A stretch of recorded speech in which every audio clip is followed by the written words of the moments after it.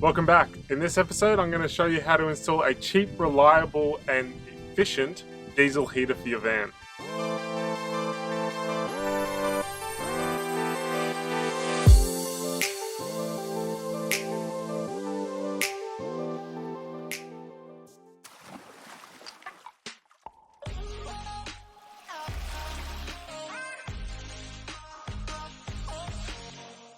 So this video is a little bit out of sequence. I actually installed the diesel heater way back at the start of the build, but if you watched my last episode, which I'll post right here, you'll understand why I'm only showing it to you now. Alright, let's get on with the build. Okay, so I've gotten to the point now where I'm going to install a diesel heater. This whole set cost me $180, so I'm pretty impressed with actually what you get here for $180. That's the heater itself, and really all it is a little combustion motor inside that gets hot. And then there's a fan that blows cold air over the top of it, and then it pushes it out the back. So it is quite cool the way that works. Comes with everything you need. So the way you can install these, there's two ways to way you feed the fuel in. You can either use an external fuel tank. This actually came with a 10-litre tank, or you can go this method, which is a pipe that goes into my fuel tank, and that'll pump the diesel directly out of my van fuel tank, so I won't need to fill up two tanks. So I'll just go over what we actually have here. It's quite good for $180. I'll link the one I bought in the description. It's got a remote display, so that'll be mounted on my wall somewhere, and it's actually got a little remote keychain. It's got an exhaust tube, a muffler, this is the fresh air inlet, all the ducting, wiring, fuel pump mount. So I'm going to mount mine under my passenger seat, and I'm really only going to have one duct. So I'm going to have it just coming out from under the passenger seat, so this floor area is going to be really nice and warm. Hopefully it'll push up to the bed. The fuel pump, I've heard from a lot of people, it can be quite noisy. So it's like a tick, tick, tick noise.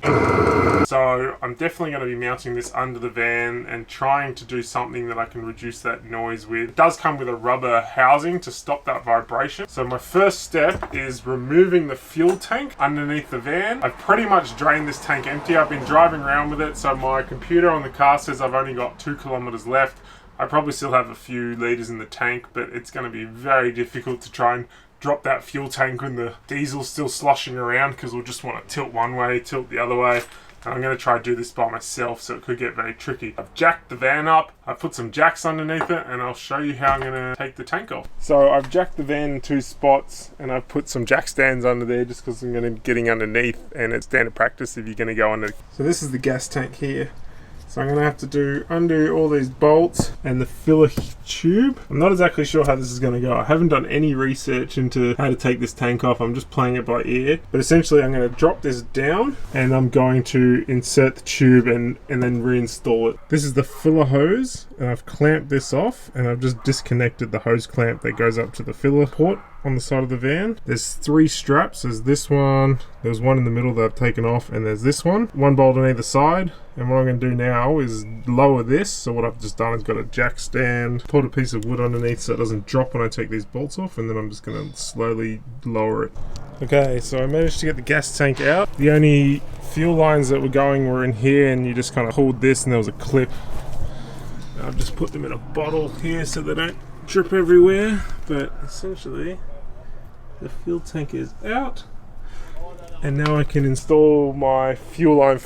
So I just measured the height of this gas tank, and it's about 26 centimeters high, and this is my fuel port that I'm going to be inserting into the tank. So what I'm going to do is I'm just going to cut it a little bit short, so probably 23, and then I'll never be able to dry the tank out and then leave me stranded. Then I also won't suck up kind of the crap at the bottom of the tank and probably end up blocking my fuel filter. Yeah, I'm going to cut this now, and I'll drill a hole. I'm going to try my best not to get any of the plastic bits inside the tank. I'll probably use a vacuum. So I'm ready to glue my fuel pipe into my fuel tank. So what I'm going to do is I'm going to clean it up, and the way I'm going to seal it is with a gasket sealant. So this is fuel resistant, so it won't break down when the fuel sloshes around. Sikaflex and other silicons will actually break down with diesel fuel, so it will eventually leak, which is something that you really want to avoid when you're dealing with fuel, obviously. So what I'm thinking I'm going to do is I'm going to use this to seal underneath, and then I'm going to go over the top of it with Sikaflex, which is much better adhesive. It'll just hold everything down nice and tight.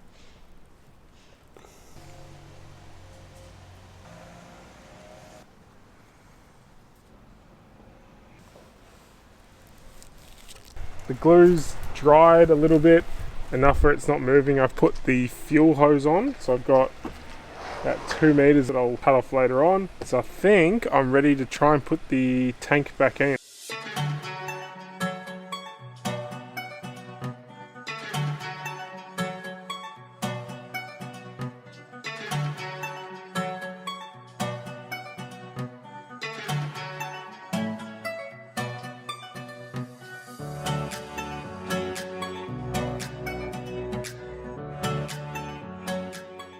The way I'm going to install this is I'm going to have it in this passenger seat well. So I'm going to try and mount the mounting plate. So this is where it all bolts onto, and it's kind of heat proof because this part probably gets a little bit hot. And then I'm just going to have one outlet that comes out and feeds hot air through. So this is the ports under the van. This is the exhaust, the intake and the fuel lines, and these are the mounting bolts, and I'll put a washer and nut on them, and that'll hold the heater down to the floor. So I've got all my wires run now. The main wire that runs to my control panel, which is going to be on this wall here, is that wire coming down, so I ran it over the top. And then you've got your power cable that goes over to where my battery is going to be, and then I've got my fuel pump line that runs down here. Okay, so this is the ports where it comes down. That's my exhaust, and this is my fresh air. So I've got a little fresh air filter. I just zip tied it to the front. The cable for the fuel pump comes down here and sits here. So the fuel pump faces this way. They say it has to be on a little angle facing about 30 degrees up. Not sure. And I've got my inline fuel filter. Got the muffler. So this is separated obviously from the fuel line. The muffler goes out. My fuel hose comes all the way up into the top of the tank. It is pumping out some serious heat. Yeah, that's coming out real hot. I've hooked up the control panel.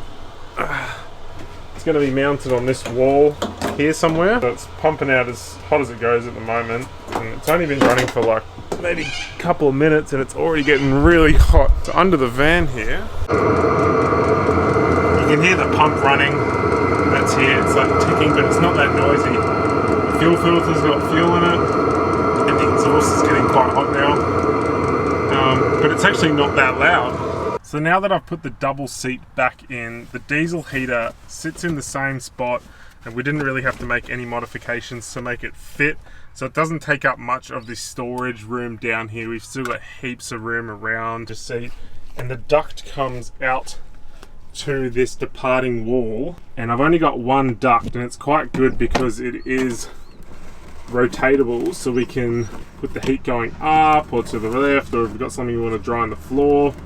So one thing to note is we did actually double switch this. So this is the switch for the actual diesel heater assembly. Now that's turned on, because if you don't have a separate switch for this, this will always stay on. So now we want to turn this on. Hold this down and it'll start running the pump. Okay, this has only been on for about 30 seconds and the fan's blowing. You can see it blowing there. It's pretty strong, and I can barely hold my finger there because it actually is that hot. And when I'm in the van, you can't hear the clicking of the pump. That's the noise from the actual fan itself. And the last thing about this heater is it came with a little keychain, so we can actually turn this thing on and off from outside the car or from the front. So if I want to turn this off now, it starts to turn off. Alright, that's the end of the video. I really hope you got some use out of it. If you did, as always, remember to smash that like button down below. It'll really help this channel out. We are starting to grow, and we'd love to keep going and helping the van life community out, building vans, asking questions, all that jazz. If you haven't already, remember to subscribe as well. That is really going to help us out majorly. But until next time, we'll see you then.